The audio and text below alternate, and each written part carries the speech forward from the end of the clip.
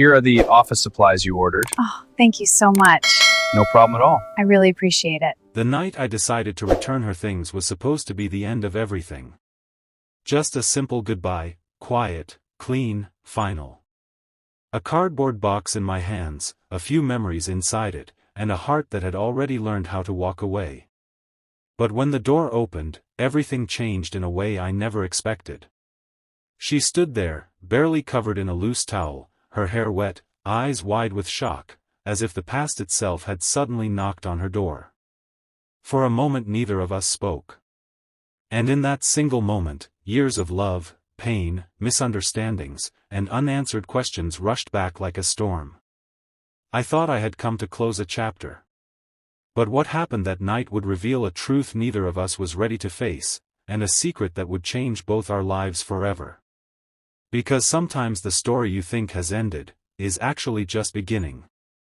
The box felt heavier than it should have.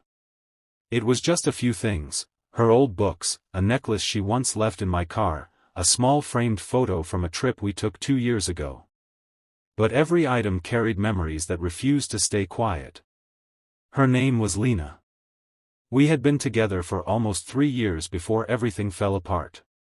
Not because we stopped loving each other, but because life has a strange way of testing people who don't yet understand how fragile happiness can be. I was working 2 jobs back then, trying to build something stable. She had dreams of becoming an artist. Our worlds slowly started moving at different speeds. Arguments became common. Silence became heavier than words. The night we broke up was messy. No screaming. No dramatic scenes.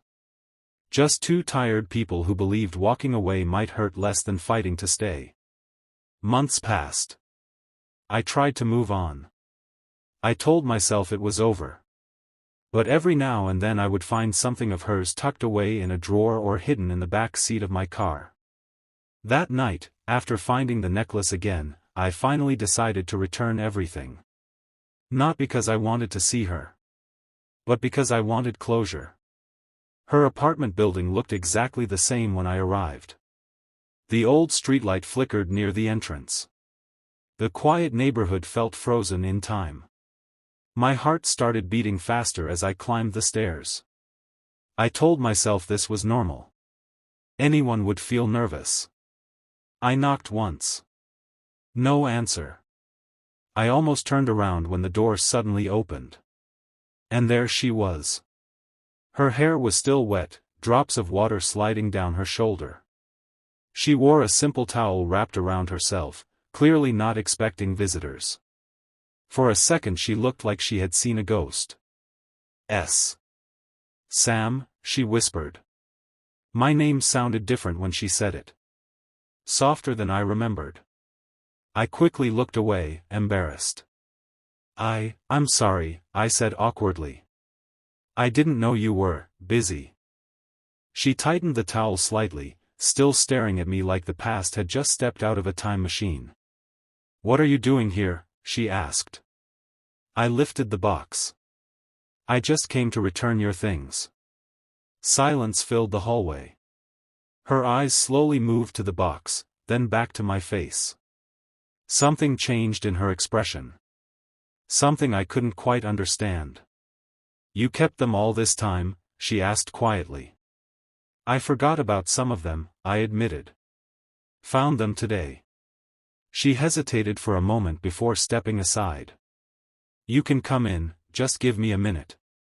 I entered the apartment carefully, like someone walking through a museum of memories. Not much had changed. The same paintings on the wall. The same small couch near the window. Even the same plant we once bought together sat in the corner, somehow still alive. While she disappeared into the bedroom to change, I placed the box on the table. My chest felt tight. Maybe this had been a bad idea.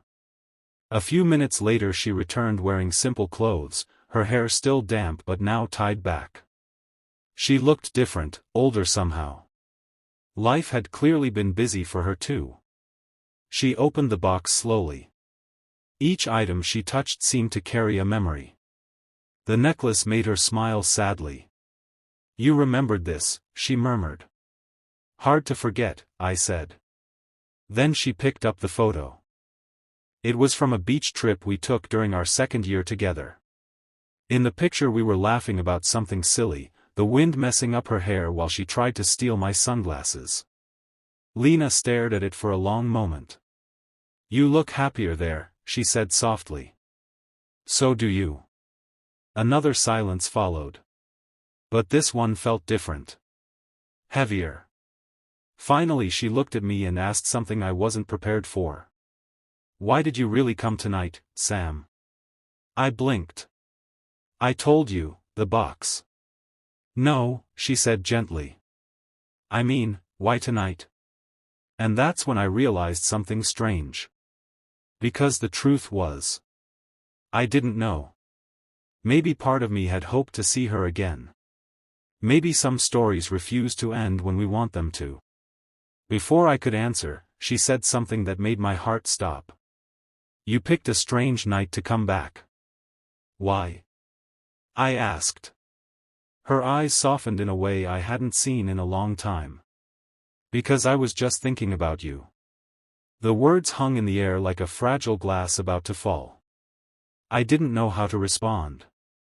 After months of silence, hearing that felt like opening an old wound that had never fully healed. You were thinking about me? I repeated. She nodded slowly. I found something today too. She walked to a small drawer near the kitchen and pulled out an envelope. My stomach tightened when she handed it to me. What is it? I asked. Just open it. Inside was a letter. The handwriting was hers. But the date at the top shocked me. It was written the day after we broke up. My hands trembled slightly as I read. In the letter, she talked about how scared she had been. How she thought I was drifting away. How every time I worked late she convinced herself I was slowly choosing a life that didn't include her.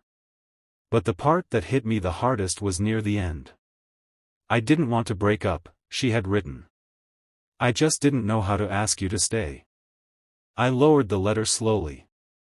Why didn't you give this to me? I asked quietly. She looked down.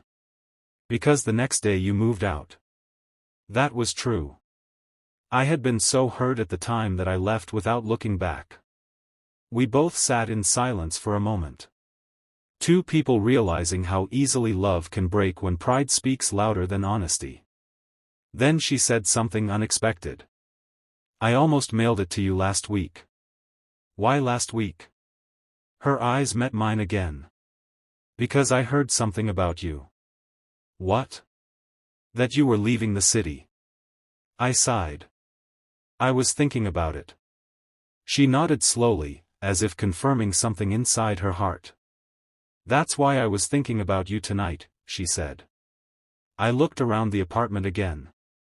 For the first time I noticed the unfinished painting on the easel near the window. It was a familiar scene. The same beach from the photo. You're still painting it, I said.